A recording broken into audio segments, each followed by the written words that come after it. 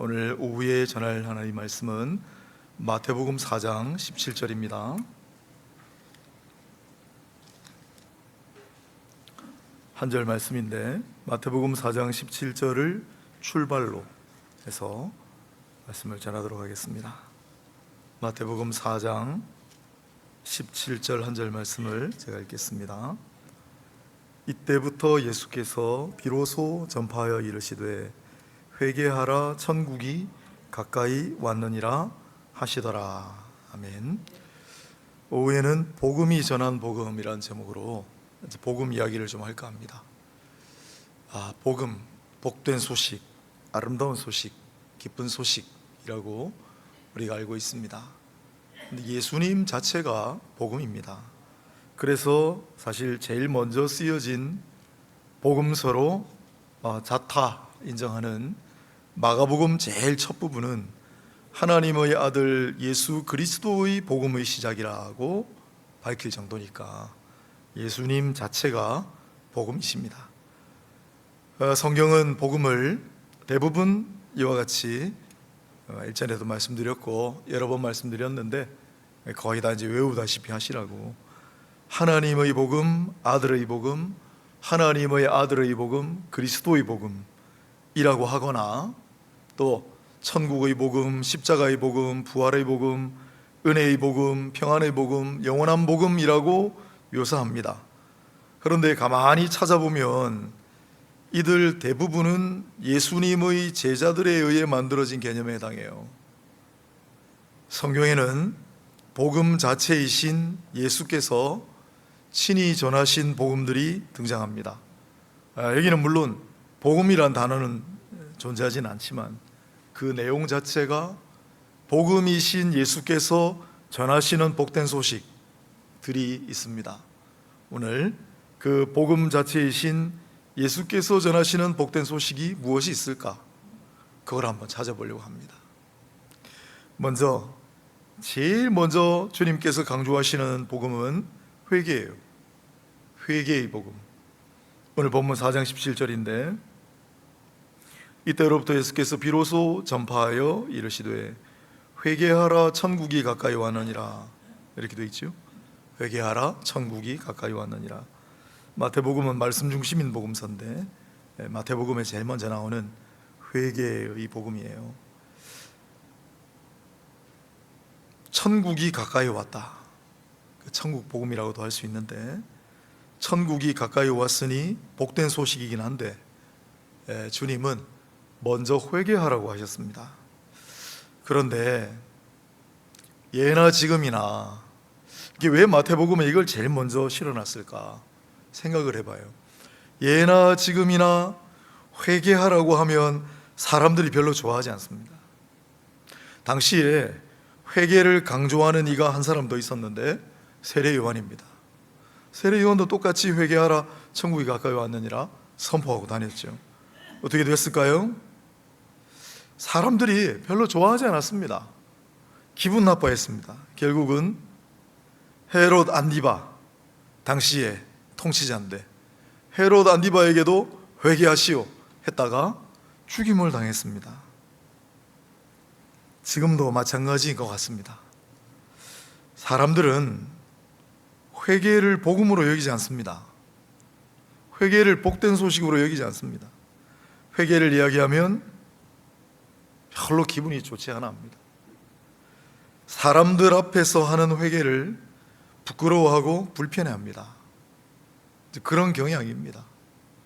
그렇다고 회개의 복음을 지울 수는 없습니다.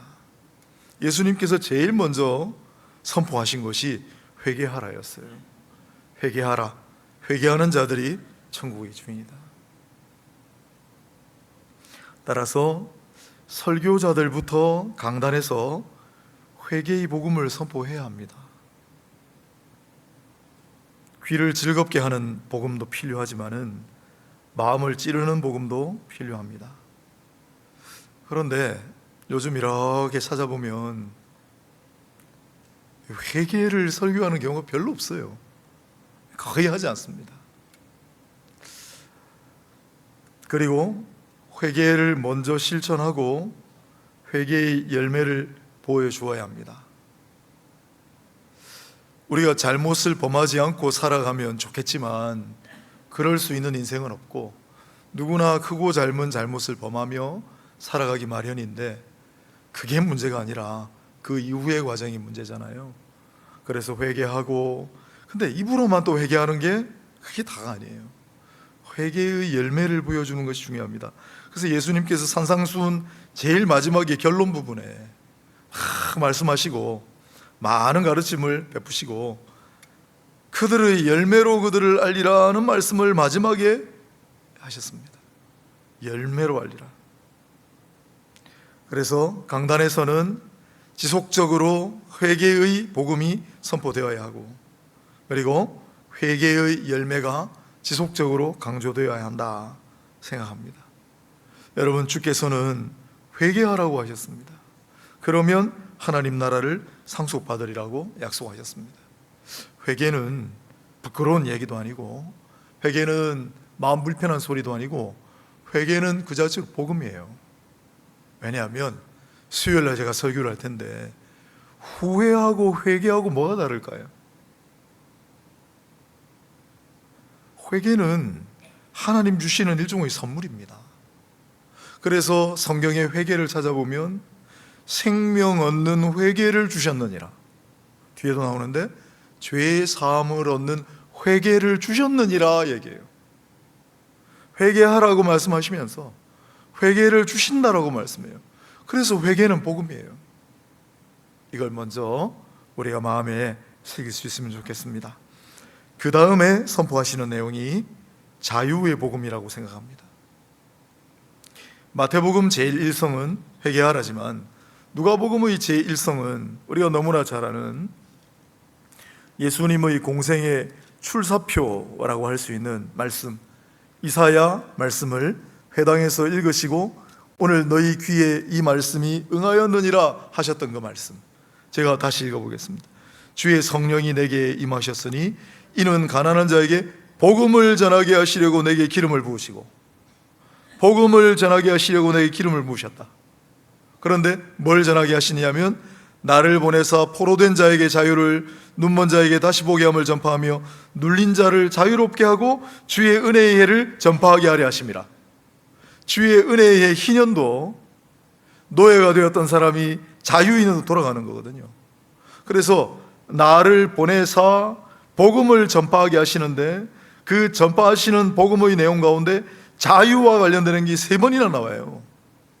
그래서 예수님께서는 자유의 복음을 우리에게 선포하신다라고 할 수가 있는 겁니다.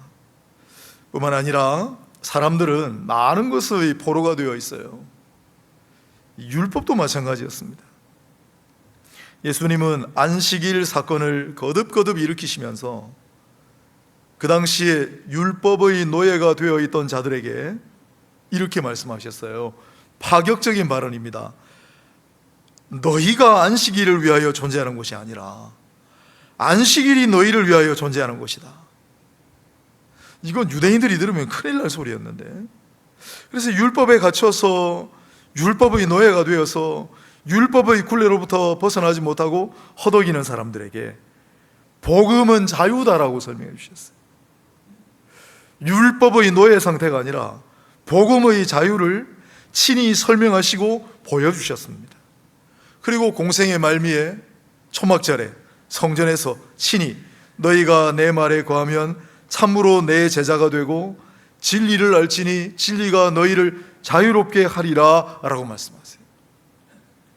예수님께서 회개와 그 다음에 자유를 제일 먼저 강조하시는 이유가 뭘까? 그 당시에 하나님 백성들이 자유를 누리지 못하고 살아가고 있기 때문이었어요.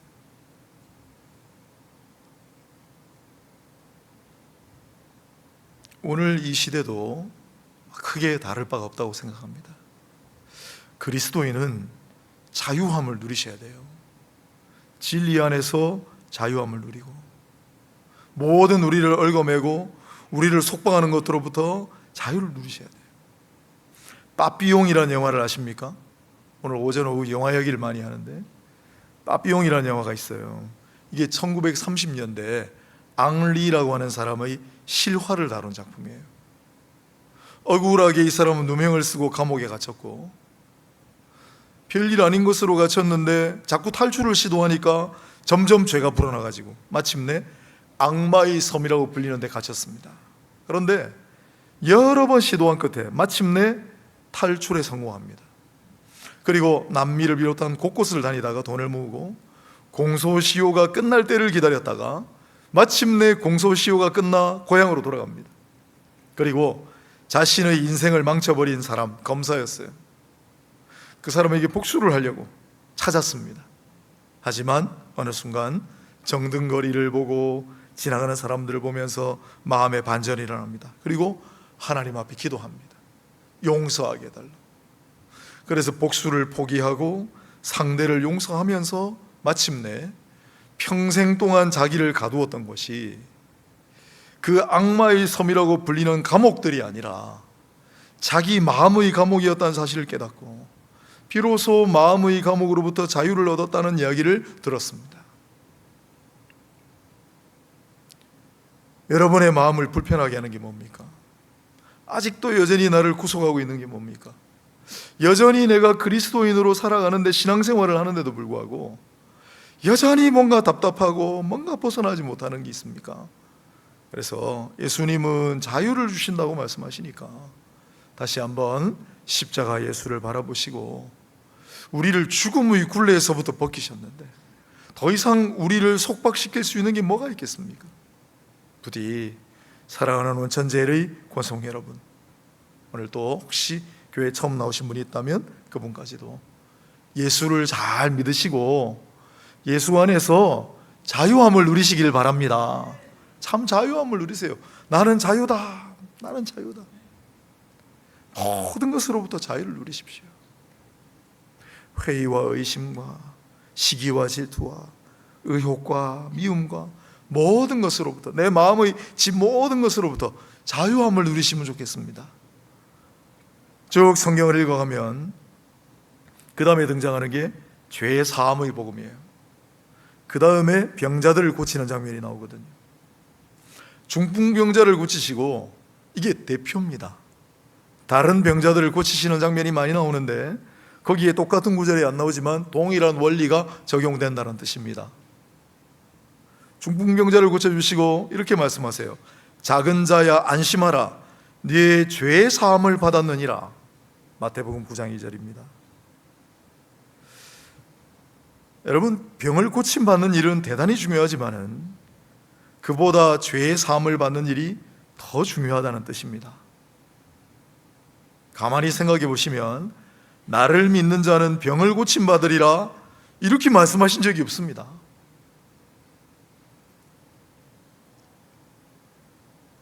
훗날 부활하신 다음에 엠마오로 가는 길에 두 제자에게 가르쳐 주신 대목에 이런 구절이 나와요. 또 이르시되 이같이 그리스도가 고난을 받고 제3일에 죽은 자 가운데 살아날 것과 또 그 이름으로 죄 사함을 얻게 하는 회개가 예루살렘으로부터 시작하여 모든 족속에게 전달될 것이 기록되었으니 이 너희가 이 일의 증인이라. 죄 사함을 받는 회개가, 죄 사함을 받는다고 말씀해요. 질병은 다른 방식으로 낫는 경우도 있습니다. 그렇지 않습니까? 내가 교회 나가서 열심히 기도했더니, 내가 새벽마다 주님께 간절히 매달렸더니 내 병을 고쳐주셨습니다. 할렐루야. 그런데 세상 사는 사람들 예수 모르고 하나님과 담을 쌓고 살아도 어느 날 병원 가가지고 수술받고 병이 나았습니다라는 경우도 있잖아요.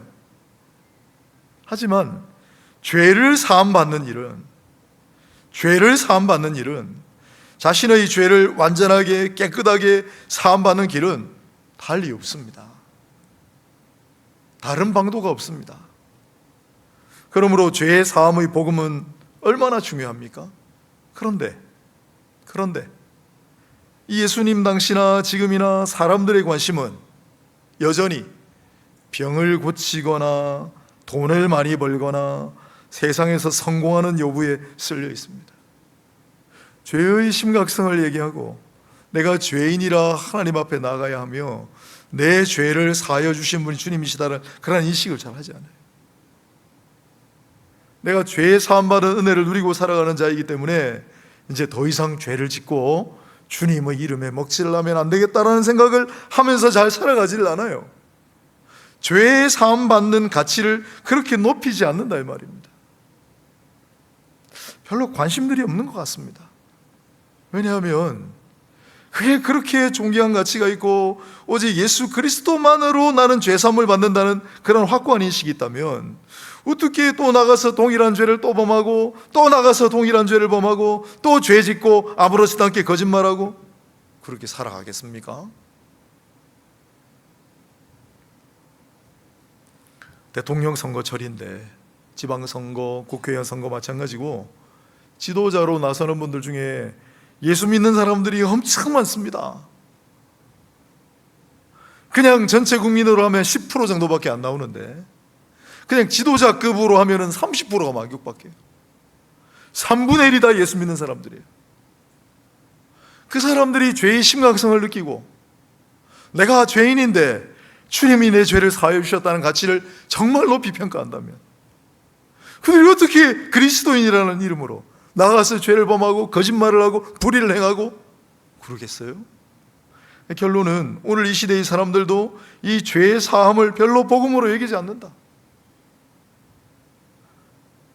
그때나 지금이나 마찬가지인데 그래서 주님께서 제일 앞에 강조하시는 것이 회개하라, 자유하라, 그리고 죄의 사함을 받으라. 또 이어져 내려가면 산상수훈을 만나게 되는데 산상수훈을 통해 가난한 자가 복이 있다고 말씀해요. 역설이라고 하죠. 일반적으로는 가난한 자보다 부자가 더 복이 있다고 생각합니다. 그렇지 않습니까? 어떻게 가난한 자가 더 복이 있습니까? 하지만 주님은 가난한 자와 우는 자와 심지어 핍박을 받는 자가 더 복이 있다고 말씀하셨습니다. 산상수훈을 통해 제자들에게 가장 우선시해서 가장 강조하며 가르치셨던 말씀에 해당합니다. 여러분, 이 말씀이 정작 가난한 사람들에게는 얼마나 복된 소식입니까? 얼마나 위로가 되고 얼마나 소망이 되는 말씀입니까? 온유한 자는 복이 있다, 겸손한 자는 복이 있다고 하셨습니다. 우리 살아가다 보면 나는 착해 빠져서 손해만 보고 산다며 한숨 쉬는 분들이 있지 않습니까? 저 사람은 영악해가지고 세상 돌아가는 이치를 잘 알아서 갈아타고 해가지고 어쩜 저렇게 돈도 잘 벌고 잘 살까? 나는 착해 빠져서 손해만 보고 이렇게 한숨 쉴 때가 있지 않아요? 그런데 주께서는 오히려 온유한 자가 복이 있고 겸손한 자가 복이 있고 오히려 땅을 얻으리라고 말씀하십니다. 얼마나 복된 소식입니까? 또 뿐만 아니라 역설의 복음이라고 했잖아요. 주님은 작은 자가 오히려 복이 있다고 말씀하세요. 아니, 큰 자가 복이 있는 거 아니에요? 권세가 있고 이름이 높임을 받고 사람들이 추앙하는 그런 큰 자가 복이 있는 거 아니에요? 그런데 주님은 이 어린아이와 같은 자라야 천국에서 큰 자라고 말씀하시는 거예요. 역설의 복음이에요. 주님이 우리에게 전해주신 복음은 역설의 복음이에요. 가난한 자가 복이 있다고 말씀해요. 작은 자가 복이 있다고 말씀해요.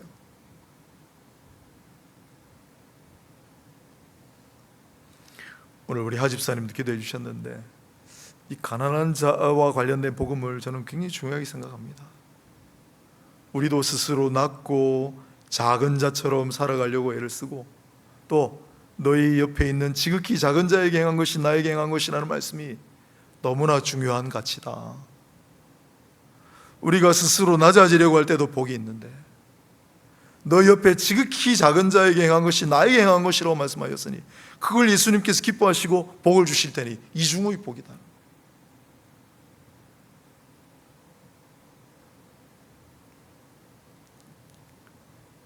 부끄럽지만은 그런 가치를 중요하게 여기고 그런 분들을 돕고 어떻게든지 주님의 은혜와 사랑을 나누기 위해 애써왔습니다. 저 자신의 고백인데 장애인 사역을 하다 보니까 주님께서 몇 번 말씀드렸지만은 시각장애인 사역하시는 분, 청각장애인 사역하시는 분, 지체장애인 사역하시는 분, 각종 장애인 사역하시는 분의 지도자들을 다 모이게 하셔가지고, 그렇지만은 그분들을 모시고 함께 장애인 사역을 해왔죠. 노숙자들 또 밥퍼주는 사역, 또 우리 곁에 있는 지극히 작은 자 중에 한 분들이 미자립교회 목사님들입니다. 진짜 말도 못해요. 하나님께서 또 기회를 주셔서 미자립교회 목사님들 섬기는 사역을 수년째 감당하게 하셨습니다. 감사한 일입니다.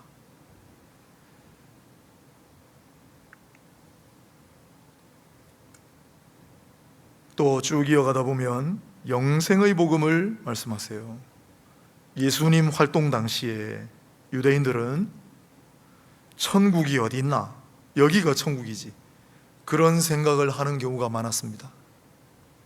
사두개인이라고 하는 종교 지도자들조차 에이, 부활이 어디 있어? 여기 사는 게 인생이지, 그렇게 생각을 해왔습니다. 하지만 예수께서는 분명하게 천국과 영생을 말씀하셨습니다. 영생은 영원한 삶일 뿐 아니라 풍성한 삶을 가리킵니다.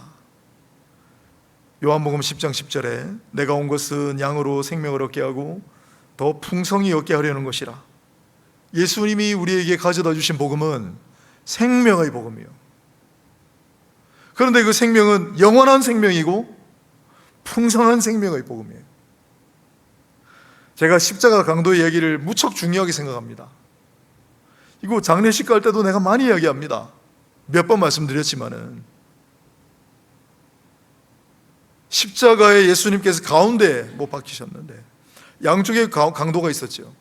그 중에 한 강도가 당신의 나라에 임하실 때 나를 기억해 줄 수 있겠습니까? 오늘 네가 나와 나혼에 있으리라. 그 강도 구원받았습니다. 이 이야기를 했더니 어떤 친구가 그래요. 아이, 목사님, 그러면 그냥 평생 내 마음대로 하고 싶은 대로 살다가 마지막 순간에 강도처럼 나 지금 믿을래요 하면 되지 않겠습니까? 그러는 거예요. 그 됩니까? 안 됩니까? 됩니다. 마지막 순간에 주님, 지금이라도 안 늦었습니까? 손 들고 주님을 부르면 손 잡아 주십니다. 그러나 이 땅 살아있는 동안에 풍성한 삶이 없는 거죠.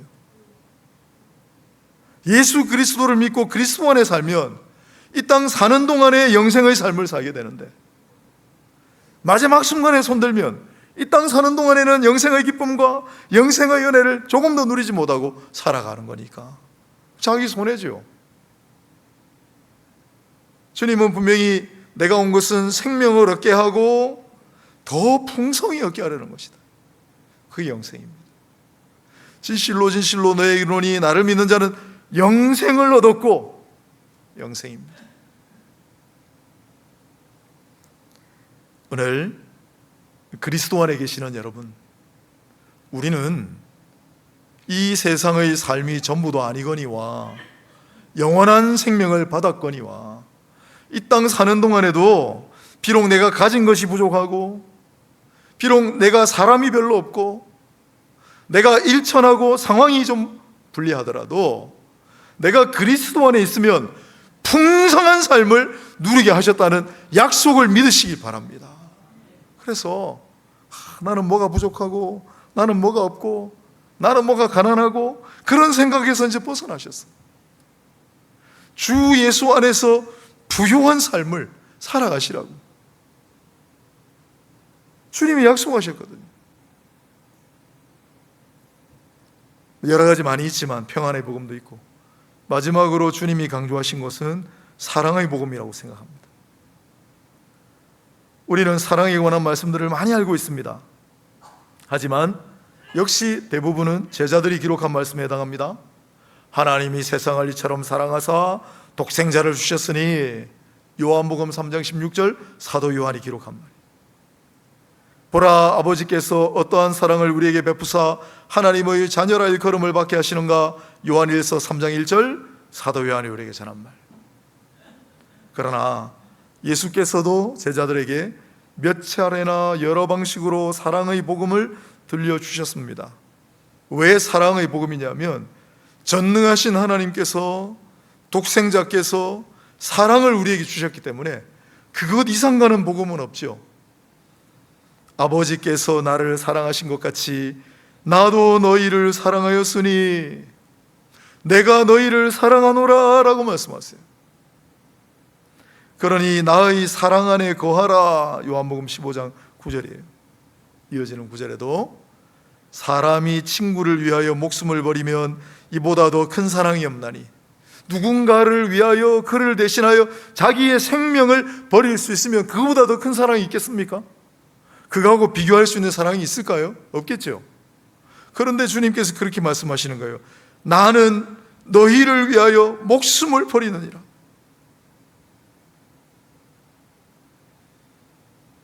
주님의 친구도 아니고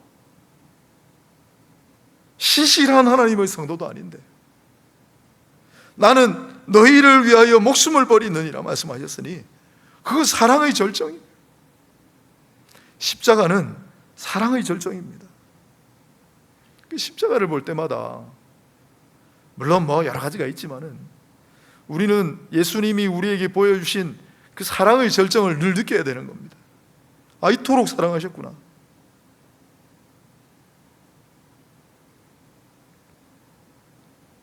그리고 제자들에게 너희도 서로 사랑하라고 신신당부하셨습니다.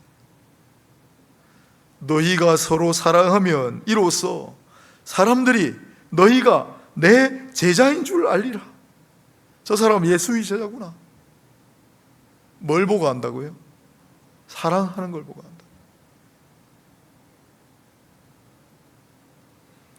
사랑은 뭡니까? 질문을 하신다면 오늘 우리 교동문 읽었을 때처럼 사랑은 온유하고 사랑은 오래 참고 성경에 답이 있으니까 너희가 서로 사랑하면 이로써 사람들이 너희가 내 제자인 줄 알리라. 그 복음이에요. 저 사람 예수의 제자구나. 저 사람 예수의 사람이구나.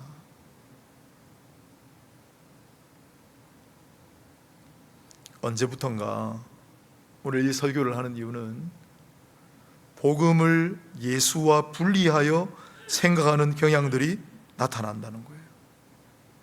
복음을 예수와 분리하여 생각하는 경향들이 나타난다.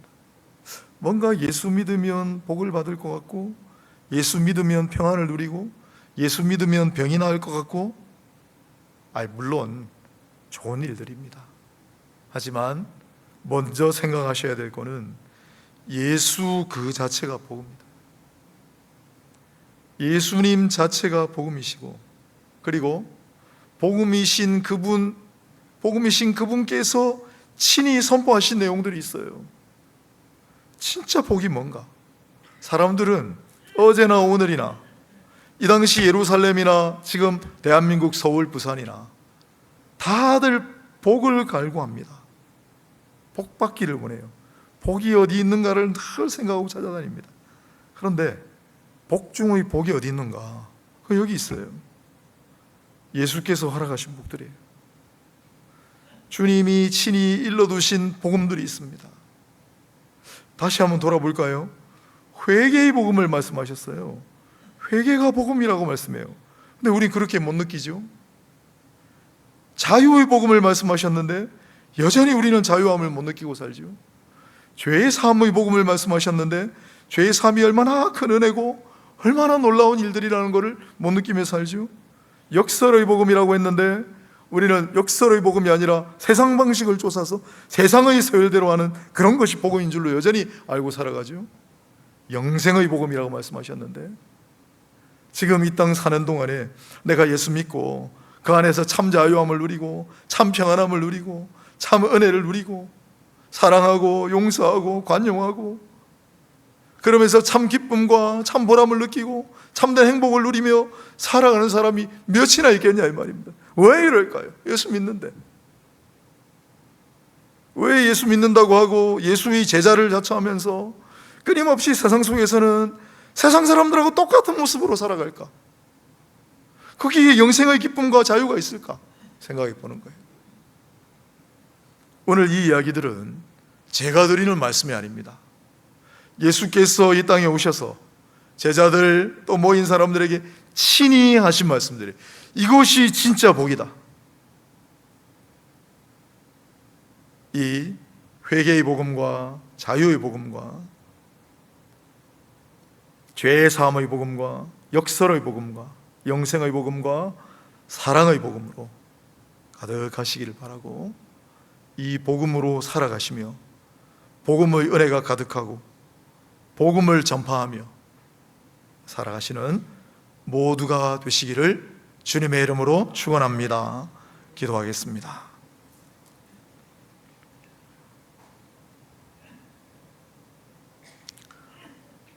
주님, 오늘 새생명 축제의 날을 맞아 오전에는 예수께서 복음이시다, 예수께서 십자가에 못 박히신 그 자체가 우리에게 복음이다 라고 말씀을 전했습니다.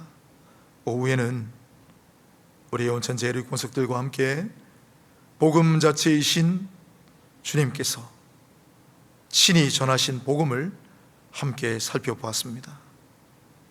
바른 복음을 깨닫고 진정한 복음으로 무장하여 그 복음을 살아내고 그 복음을 전파하는 이 시간 모인 모든 이들이 복음의 증인이 되게 하여 주옵소서.